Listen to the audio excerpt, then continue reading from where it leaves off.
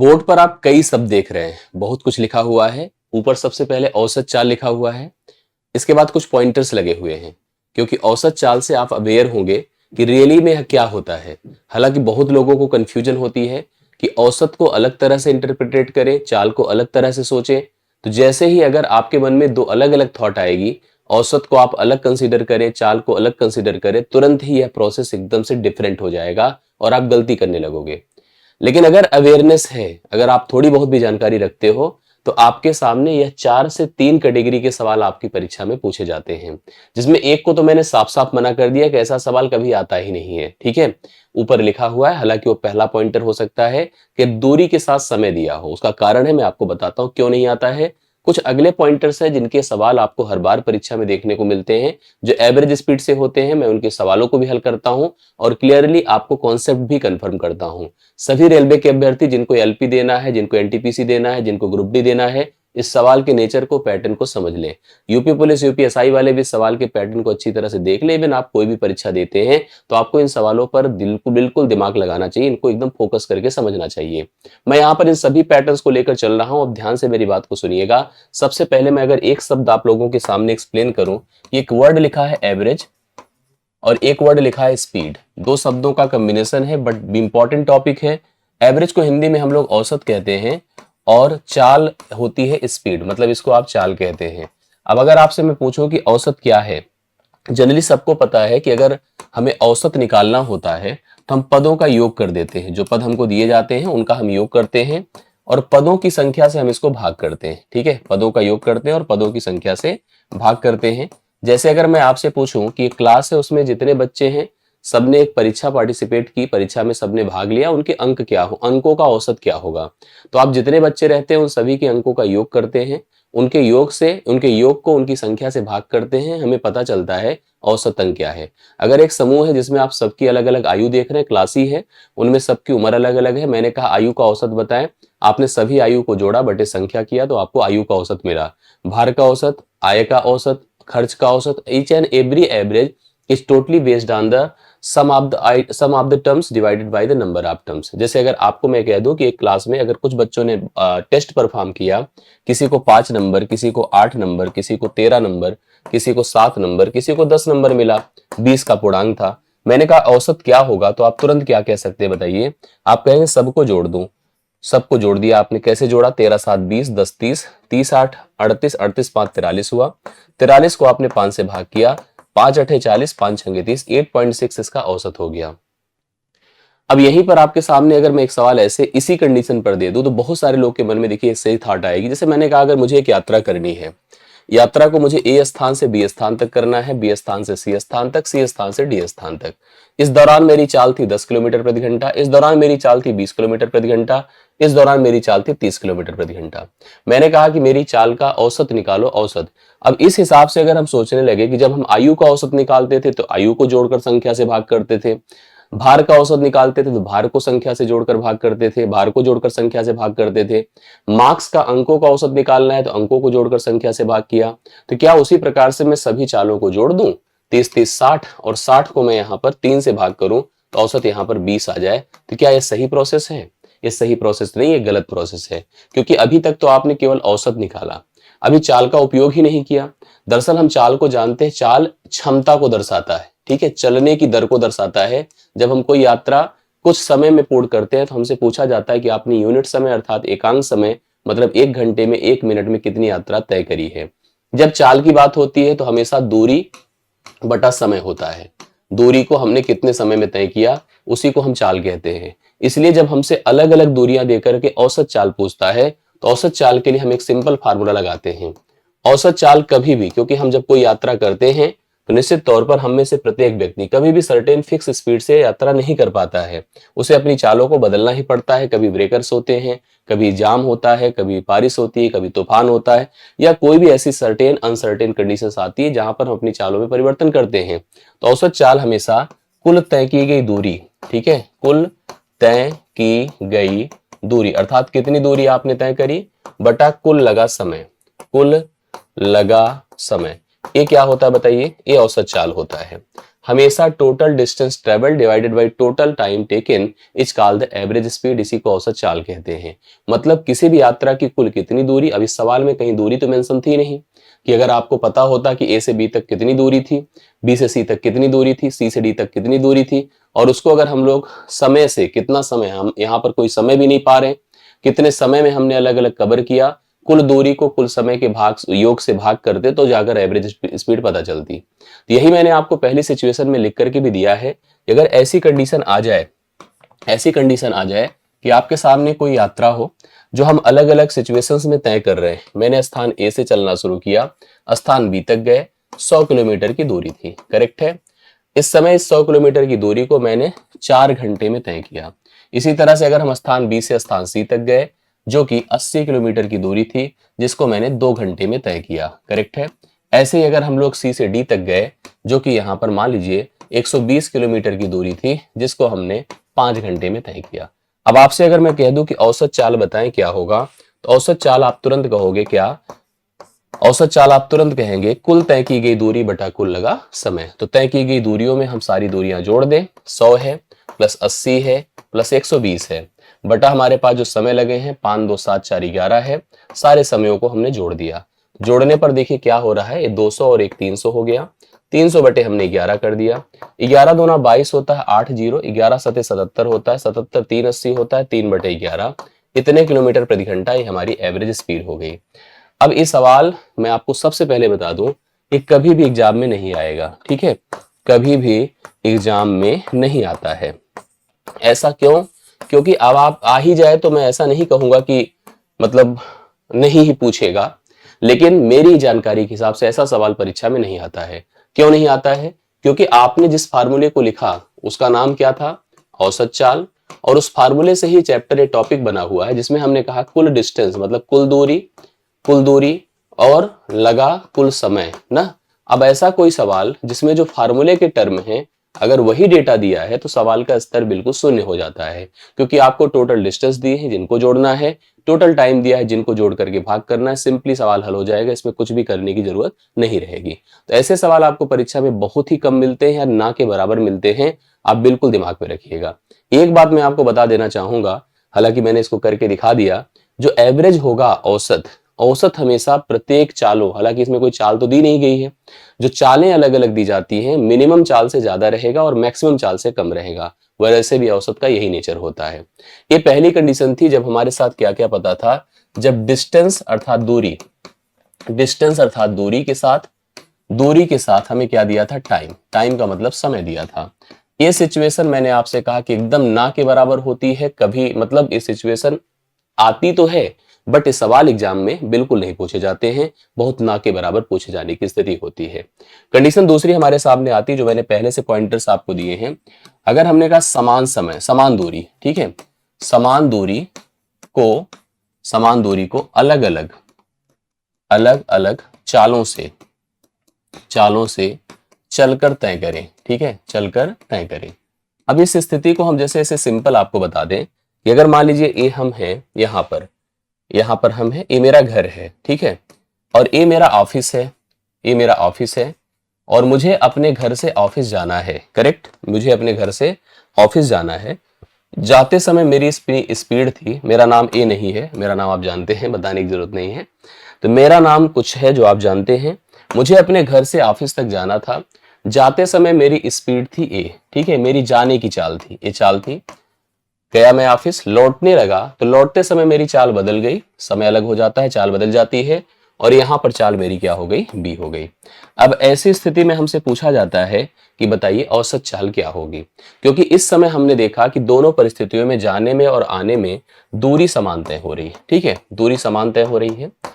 अब ऐसे में लोगों के सामने एक फार्मूला वर्क करने लगता है कि औसत चाल कैसे निकाले। जैसे हम लोगों से स्कूल में जब पूछा जाता था तो हमसे कभी किसी ने पूछा, हम पढ़ते थे तो उस समय की बता रहे हैं, किसी ने अचानक पूछा 7th 8th क्लास में थे कि भाई मैं तुम अगर अपने घर से स्कूल 10 किलोमीटर प्रति घंटे की गति से जा रहे हो और लौटते समय 15 की गति से आए हो तो तुम्हारी औसत चाल क्या है? तो मुझे औसत जनरली पता था, तो मैंने कहा 10 + 15/2। तुरंत तो हंसने लगे, कहीं बेकार है, नहीं आता तुम्हें। दरअसल हमने क्या किया कि हमने सीधा चालों को जोड़कर 2 से भाग कर दिया, जो एकदम गलत प्रोसेस है। क्योंकि इसमें यहाँ पर आपको दूरियां समान दिख रही हैं, दूरियां आप देख रहे हैं बराबरी तय हो रही हैं और दूरी कहीं दी नहीं गई है। अब ऐसे में हमको दूरी माननी पड़ती है। दूरी मान करके पहली चाल से पहला समय जाने का समय, दूसरी चाल से आने का समय, तब total distance divide by total time करने से जाकर एवरेज स्पीड पता चलती है। मैं आपको बता दूं, अगर समान दूरी हम दो अलग अलग चालों से चलकर तय करें, इस समय जो औसत चाल होता है उसके लिए फार्मूला भी लगाया जाता है। क्या फार्मूला लगाया जाता है वो सुनिएगा। फार्मूला लगाया जाता है twice A B divide by A plus B. अगर आप इसका उपयोग करेंगे तो 100% आपको सही उत्तर मिल जाएगा। अगर आप जा रहे थे मान लो 10 की गति से और आ रहे थे आप 15 की गति से, करेक्ट है, तो आपकी जो औसत चाल होगी, बस याद रखना कि यहाँ पर यूनिट का विशेष ख्याल रखना पड़ता है। पता चले आपकी यहाँ पर मीटर पर सेकंड दिया, वहां किलोमीटर प्रति घंटे दिया तो गड़बड़ हो जाएगा। यूनिट पर विशेष ध्यान रखना होता है। मैं यूनिट का एक पहाड़े का वीडियो दूंगा आपको, बहुत इंपॉर्टेंट है। 5 और 9 के पहाड़े से मैं रिलेट कराऊंगा यूनिट को, करेक्ट है।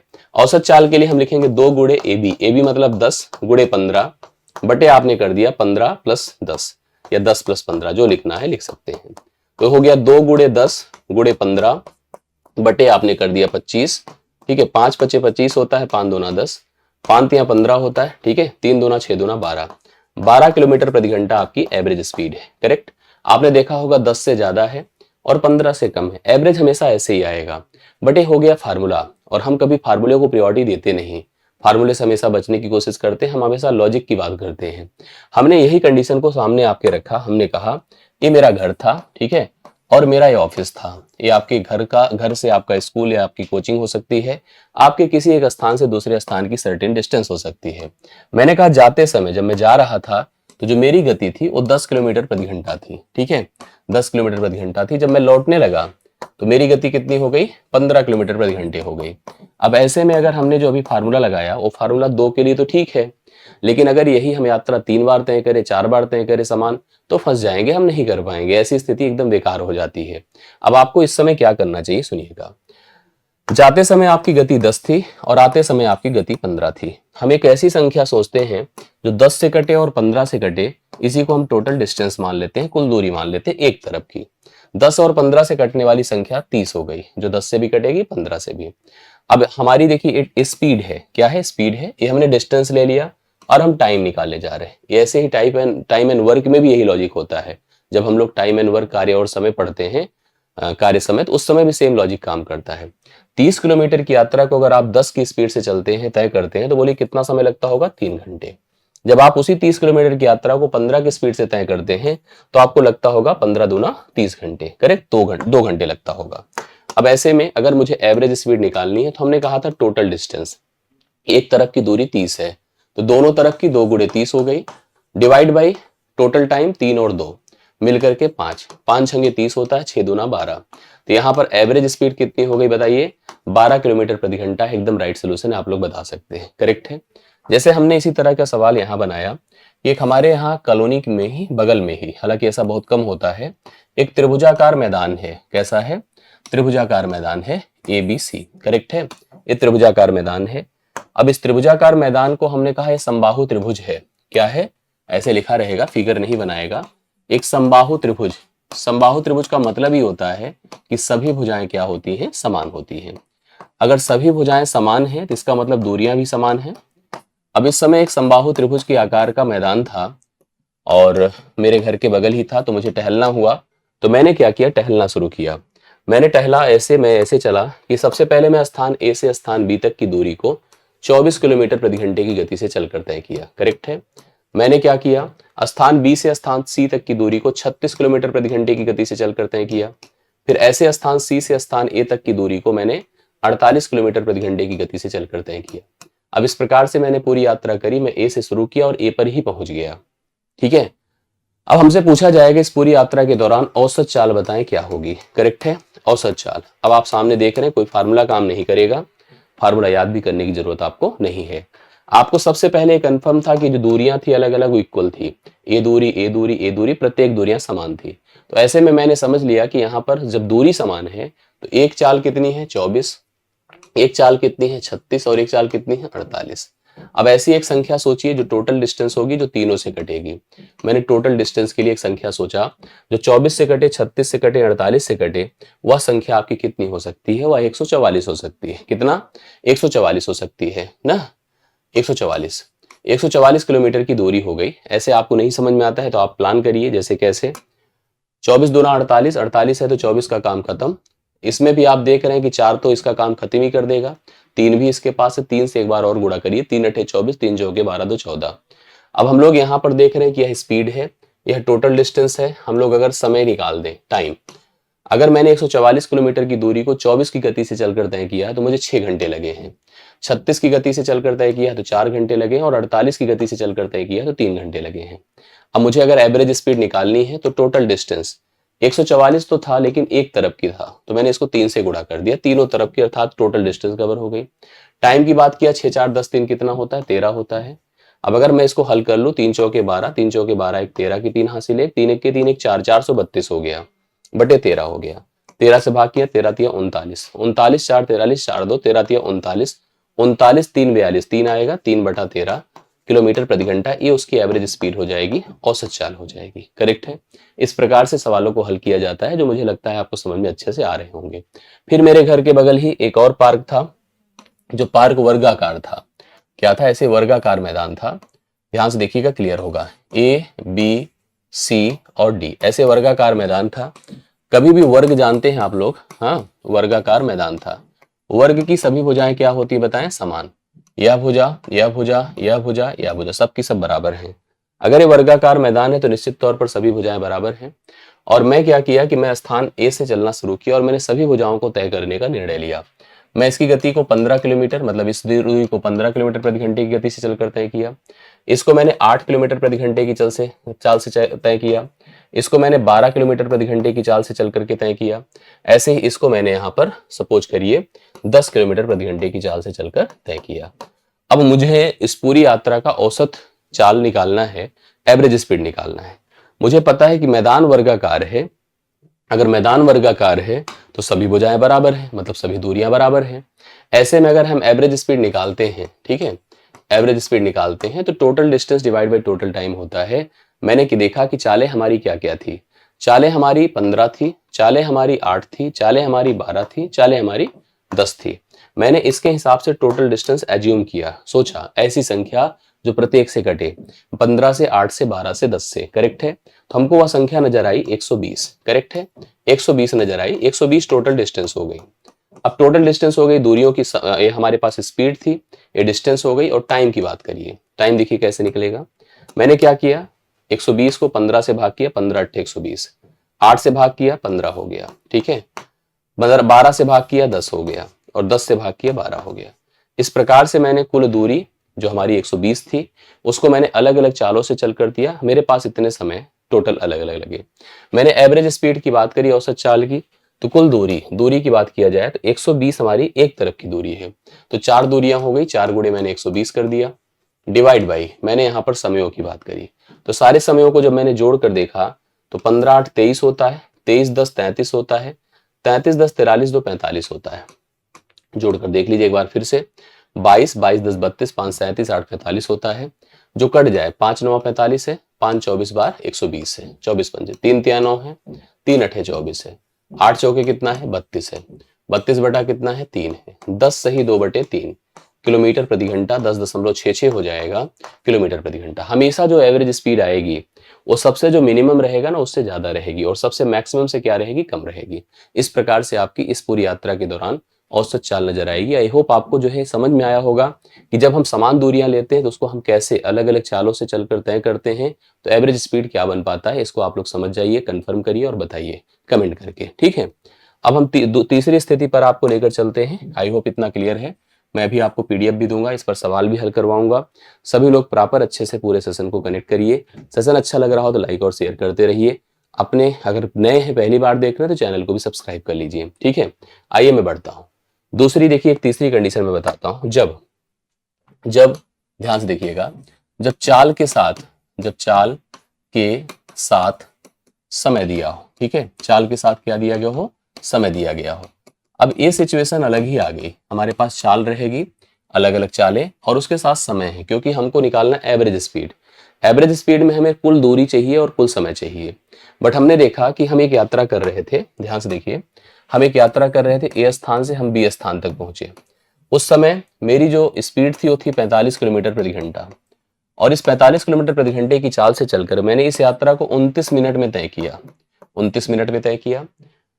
दूसरी तरफ फिर हम आगे बढ़े और मैंने अपनी स्पीड को रखा 50 किलोमीटर प्रति घंटा, और इस समय मेरी स्पीड हो गई 58 मिनट, सॉरी, मेरी स्पीड थी 50 किलोमीटर प्रति घंटा और मुझे लगा समय 58 मिनट यहां से सी तक पहुंचने में।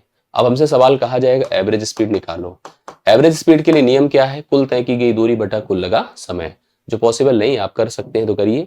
दूरी निकालने के लिए आपको भाई ये चाल किलोमीटर प्रति घंटे में है, यहाँ पर समय मिनट में है। दूरी निकालने के लिए भाई नियम तो पता ही है हमको कि चाल गुणे समय होता है, but it's not easy task. बिल्कुल आसान पद्धति नहीं है, आप नहीं कर सकते हैं। कंफ्यूजन में आप पाओगे, अभी डेटा और भी टफ होंगे।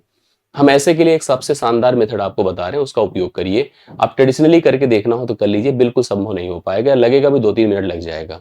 एकदम आसान तरीके से सवाल का सोल्यूशन ऐसे कुछ प्लान करिए। देखिए मैं आपको स्पष्ट करता हूं। आप सबसे पहले समय देखा करिए। ऐसे में समय का यूनिट चेक करिए, एक जैसा होना चाहिए, चाहे मिनट में हो, चाहे घंटे में, चाहे सेकंड्स में, चाहे जैसे हो। ऊपर से टेंशन अभी बिल्कुल मत लीजिए, आप इसको सरल करिए। सरल करेंगे, इसका अनुपात बना 1:2, करेक्ट है। कुछ मत करिए, 1 को इससे गुणा करिए 45 हो गया, ठीक है। 2 को इससे गुणा करिए 50, दूना 100 हो गया, और डिवाइड बाई अनुपाती पदों को जोड़ दीजिए 3 हो गया। 145 हुआ बटा 3 है, ठीक है। 3 चौके 12 है, 2 5, 3 8 24 है, 1 48 सही 1/3 किलोमीटर प्रति घंटा। ये एवरेज स्पीड है। सिंपल सवाल हल होने का सबसे बेहतरीन तरीका होता है ये, सबसे बेहतरीन तरीका। बाकी और इसमें कोई और अच्छा तरीका नहीं हो सकता है, सबसे आसान तरीका है। मैंने फिर लिखा, स्थान ए से स्थान बी तक की दूरी थी, स्थान बी से स्थान सी तक की दूरी थी। मैंने इस दूरी को जो देखा यहाँ पर, ये 57 किलोमीटर था, ठीक है। यहाँ पर ये जो दूरी थी ए से बी तक, वो 57 किलोमीटर की थी, और इस 57 किलोमीटर की दूरी को हम 45 मिनट में तय कर रहे थे। 45 मिनट में मैंने फिर देखा कि यहाँ से यहाँ तक की दूरी थी आपके पास, सपोज करिए, मान लीजिए आपको दिया था टोटल 61 किलोमीटर की दूरी थी, और इस दूरी को हम 1 घंटे में तय कर रहे थे। मैंने आपसे पूछा कि एवरेज स्पीड बताइए क्या होगा, औसत चाल क्या होगा। तो वही प्रॉब्लम है कि आप अगर पूरा सोचो कि चलो हम कुल दूरी निकालें, कुल समय निकालें, तो ये पॉसिबल नहीं हो पाता है। दूरी तो चलो ठीक है, यहाँ पर 1 सेकेंड, दूरी नहीं, इसको चाल करिएगा, क्योंकि हम अभी चाल के हिसाब से चल रहे हैं, और अभी हम आपको थोड़ी देर बाद दूरी वाला भी पैटर्न बताते हैं, ठीक है। यहाँ पर भी आपको सबसे पहला काम क्या करना चाहिए, समय को एक जैसा करके सरल करना चाहिए। ये 45 मिनट है, इस घंटे को भी 60 मिनट में कन्वर्ट कर दीजिए। 60 मिनट हो गया। अब आप 15 तिया 45 कर दो, 15 चौके 60 कर दो। इसको इससे मल्टीप्लाई करें, 3 7 21 होता है, 3 5 15 2 17 होता है, प्लस 4 से करिए, 4 1 के 4, 4 6 24 होता है। डिवाइड बाई आप 5 और 4 और 3 मिलकर के 7 होता है। 4 1 5 हुआ, 7 4 11 हुआ, 2 1 3 1 4 हुआ, 415/7 है। 7 5 35 होता है, 6 7 9 63, 2/7, 59 से ही 2/7 किलोमीटर प्रति घंटा। ये उसकी एवरेज स्पीड हो गई, करेक्ट है। ऐसे एक सवाल और सिंपल करते हैं, फिर इसके बाद ये प्रोसेस डन होता है, हम इसके आगे बढ़ते हैं। चलिए मैं आपके सामने फिर एक स्थिति देता हूं। मैंने कहा कि स्थान ए से स्थान बी तक की जो दूरी है वो हमने 37 किलोमीटर प्रति घंटे की गति से तय किया, और मुझे लगे इसमें 23 मिनट। 23 मिनट। फिर मैंने बी से सी तक की दूरी थी, उसको मैंने तय किया है 43 किलोमीटर प्रति घंटे की गति से। 43 किलोमीटर प्रति घंटे की गति से, इसमें भी मुझे लगा 23 मिनट, ठीक है, मुझे लगा 23 मिनट। ऐसे फिर मैंने यहाँ से यहाँ तक जो सी से डी तक की बात थी, और उसको मैंने तय किया है, मान लीजिए यहाँ पर मैं 40 किलोमीटर प्रति घंटे की गति से, 40 किलोमीटर प्रति घंटे की गति से, और मैंने इसको फिर से तय किया 23 मिनट में, ठीक है। सारी जो चाल मतलब अलग अलग दूरियां थी, उसको चालें तो अलग अलग रखा, लेकिन समय हमारे बराबर लगे। अब ऐसी स्थिति में अगर समय आपके सब बराबर ही हो गए तो कुछ नहीं करना है, इसका 1:1:1 का अनुपात है, कोई गुणा भी करने की नीड नहीं है। ऐसे में आप सिंपली इनको जोड़ दे, हालांकि गुणा करने से कोई इंपैक्ट तो पड़ेगा नहीं, सीधा सीधा इन सबको जोड़ दीजिए। जोड़िए, कितना होता है, 40 30 70 80 हो जाएगा, 80 40 120 होता है। 120 बटा आप 3 कर दो, 40 किलोमीटर प्रति घंटा यहाँ पर एवरेज स्पीड होगी जो आप देख पा रहे हैं। फिर से एक बार देख लीजिएगा, 40 30 70 10 80 हो गया, 80 40 120 हो गया। 120 बटा आप 3 कर दो, क्योंकि यहाँ पर 3 है, अनुपाती पदों की बात किया जाए 3 है, 3 से भाग किया तो 40 किलोमीटर प्रति घंटा यहाँ पर एवरेज स्पीड आई। तो मेरे ख्याल से समझ में प्रोसेस आ गया होगा। एक लास्ट सिचुएशन आपके सामने आएगी, उसको भी देख लीजिएगा आपके सामने क्या बनती है। चौथी पॉइंट है, जब आपको दूरी के साथ अगर चाल दिया हो, ठीक है, दूरी के साथ यदि चाल दिया गया हो। अब इसको देखिए कैसे हम लोग मैनेज करते हैं, ध्यान से देखिएगा। जैसे मेरे पास यहाँ पर एक सर्टेन डिस्टेंस थी स्थान ए से स्थान बी तक की, ठीक है, स्थान ए से स्थान बी तक की 100 किलोमीटर की दूरी थी। इसको मैं तय करता था 60 किलोमीटर प्रति घंटे की गति से, ठीक। स्थान बी से स्थान सी तक मेरे पास 120 किलोमीटर की दूरी थी। इसको मैं तय करता था 75 किलोमीटर प्रति घंटे की गति से, या हम इसको 90 कर देते हैं, 90 किलोमीटर प्रति घंटे की गति से। अब मुझसे अगर पूछा जाए कि एवरेज स्पीड बताएं क्या होगी, तो फिर वही स्थिति है कि आपके पास दूरियां हैं, आपके पास चालें हैं, समय निकालो, total distance divide by total time करो, आंसर तो आ ही जाएगा। बट मैं आपको तरीका एक बताता हूँ सिंपल, उसको फॉलो करिए। अब की बार यहाँ पर दूरियों को सरल करिए। जैसे 20 पंचे 100 होता है, 20 छके 120 होता है। चालों के हिसाब से एक ऐसी संख्या सोचिए जो दोनों से कटे, अर्थात जैसे मैंने 60 और 90 की बात करी तो 180 आएगा, करेक्ट है। अब आपको क्योंकि एवरेज स्पीड निकालना है, मैं जैसा बता रहा हूं उसको सुनिएगा। आपको टोटल डिस्टेंस करना है, तो टोटल डिस्टेंस के लिए इन अनुपाती पदों को जोड़ दीजिए। 6 5 कितना होगा 11, गुड़े इस जो हमने मान माना है इसको 180 से भाग कर दीजिए, गुणा कर दीजिए। नीचे चलिए समय की तरफ। समय के लिए आप 60 से 180 को भाग करेंगे 3 आएगा, 3 को गुणा करिए 5 15 हो गया, प्लस 90 से इसको भाग करेंगे 2 आएगा, 2 को 6 से गुणा करिए 12। ये आपके सामने 11 गुणे 180 बटे आप 15 12 27 होता है। 9 त्रिक 27 होता है, 9 दूना 18 20 हो गया। अब तो कटेगा नहीं, 11 दूना 22 220 है, बटे आप 3 कर दें, 3 7 21 है, 3 3 9 है, 73 सही 1/3 किलोमीटर प्रति घंटा। ये इसकी एवरेज स्पीड हो जाएगी, जो आप लोग यहाँ पर देख सकते हैं, कंफर्म कर सकते हैं, ठीक है। तो ऐसी सिचुएशंस आती है हम लोग के सामने, और देखा होगा आपने एवरेज, उन्हीं के बीच में एक मान आया है, औसत चाल के रूप में आया है। इतनी बातें समझ में आ रही। ऐसा कोई भी सवाल होगा तो आप आराम से हल कर सकते हैं। मैं सीट पर चलता हूं, कुछ जनरल सवाल हैं, एक दो मैं आपको प्रोवाइड करूंगा, कुछ मैं खुद से करके देता हूं। जैसे रवि साइकिल द्वारा 22 किलोमीटर प्रति घंटे से ए स्थान से बी तक जाता है, ठीक है, स्थान ए से बी तक की बात है, और उसकी गति क्या थी बताएं, 22 थी, ठीक है, 22 की गति से जाता है। हालांकि बी स्थान से ए तक की दूरी वह पैदल 7 किलोमीटर, जब देखिए जा रहा था तो उसकी गति क्या थी 22 थी, जब लौट रहा था तो उसकी गति क्या थी 7 थी। पूरी यात्रा के लिए उसकी औसत चाल हमको बतानी है। सिंपल सवाल जैसे मैंने आपको पढ़ाया है, एक 22 है, हालांकि यहाँ पर फार्मूला लगा सकते हैं, जब 2 है तो twice A B upon A plus B का रूल आप लगाना चाहो तो बिल्कुल लगा सकते हो, कोई ऐसी बात नहीं। 22 है और 7 है, उनके हिसाब से दूरी हमने 22 7 154 ले ली, करेक्ट है। समय की बात करें, इसका 7 लगेगा, इसका 22 लगेगा। एवरेज स्पीड के लिए जो नियम होता है लगाइए भाई। टोटल दूरी की बात किया जाए तो 154 गुणे हमने 2 कर दिया, 2 गुणे कितना कर दिया 154, बटे अगर हम बात करें इनकी तो 22 7 कितना होता है 29 होता है, 29 होता है। अब इसको थोड़ा सा हमें हल करना पड़ेगा, क्योंकि देखिए जाते समय जो उसकी गति थी वो कितनी थी बताएं, 22 किलोमीटर प्रति घंटा, और जब लौटने लगा तो उसने 7 किलोमीटर प्रति घंटे की गति से यात्रा तय किया था। अब इसको हल करना पड़ेगा, थोड़ा सा कैलकुलेशंस बनते हैं, क्योंकि 29 से कटने की स्थिति तो आ नहीं रहा है, ठीक है, 29 से कटने की स्थिति आ नहीं रही है, तो आपको यहाँ पर मल्टीप्लाई करना पड़ेगा। 2 चौके 8 होता है, 2 पंचे 10 2 पंचे 10 होता है, 2 1 के 2 1 2 पंचे 10 2 1 के 2 1 3 होता है। 154 गुणे 2 ऐसे भी 2 308 है। 29 से डिवाइड करिए, 29 एक बार जाएगा 29 ही आएगा, 1 8 तो आपके सामने 0 लगाना ही लगाना है। 10 पॉइंट में आप देख रहे हैं एक ही ऑप्शन आपके सामने है, जो कि लास्ट में है डी ऑप्शन, तो इसको आप लगा सकते हैं। इतना अप्रोक्सीमेशन आपको डन करना पड़ता है, इस हिसाब से उत्तर आएगा। आप जब कभी 2 का है तो आप twice A B upon A plus B लगा सकते हैं, उसमें कोई दिक्कत नहीं, याद है तो कर सकते हैं। 3 पर 4 पर दिक्कत हो जाती है। सेम उसी तरह से सवाल है, 8 की गति से जाता है और 12 की गति से वापस आता है, ये आपका होमवर्क रहेगा। आप लोग को इसका आंसर हमें कमेंट करना है, ठीक है। सेम सवाल है तो हमें इसमें करने की जरूरत नहीं है। फिर देखिए, एक आदमी 20 की गति से 5 किलोमीटर प्रति घंटे की गति से दौड़कर तय करता है, कार द्वारा 40 किलोमीटर प्रति घंटे की गति से 120 किलोमीटर की यात्रा तय करता है, और बस द्वारा 50 किलोमीटर प्रति घंटे की गति से 350 किलोमीटर की यात्रा तय करता है। अब जैसे अभी पिछला सवाल हम करके आए हैं, हमारे पास अलग अलग दूरियां हैं। पहले 20 किलोमीटर है, फिर ठीक है, फिर दूसरी दूरी देखिए कितना है 120 किलोमीटर दूरी है, तीसरी वाली 350 किलोमीटर की दूरी है। चालें अलग अलग देखिए कितना है, इसकी 5 चाल है। देखिए ये दूरियां हैं, ये दूरी है, जैसे भी पीछे करके आए यही करके आए, और ये आपके सामने चाल दी गई है, करेक्ट है, चाल दी गई है। 5 की चाल है पहले, दूसरी चाल कितनी है 40 है, और तीसरी चाल हमारे पास यहाँ पर साफ साफ देखिए मेंशन किया है 50 है। करेक्ट है। यहाँ जो पॉसिबल हो उसको खत्म कर ले भाई, जैसे हम लोगों ने किया था उसी तरह से करें। अलग अलग दूरियां हैं, ये दूरी है, ये अलग अलग चालें हैं। हमने कैसे कराया था, सबसे पहला काम A0 0 0 सब खत्म हो गया। एक संख्या ऐसे सोच लीजिए जो कि 40 से 50 से और 5 से कटे। 40 से 50 से और 5 से कटने वाली संख्या मैंने 200 मान लिया। अब मैं आपसे कहूंगा कि मुझे टोटल डिस्टेंस निकालनी है, तो मैं क्या करूंगा पता है, इन पदों को जोड़ूंगा।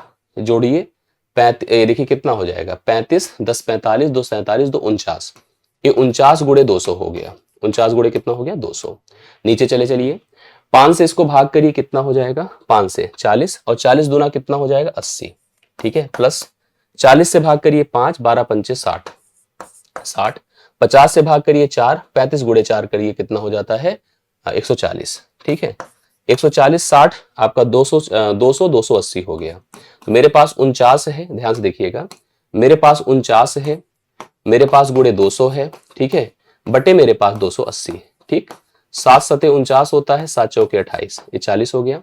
40 पंचे 200 होता है, 5 सते 35।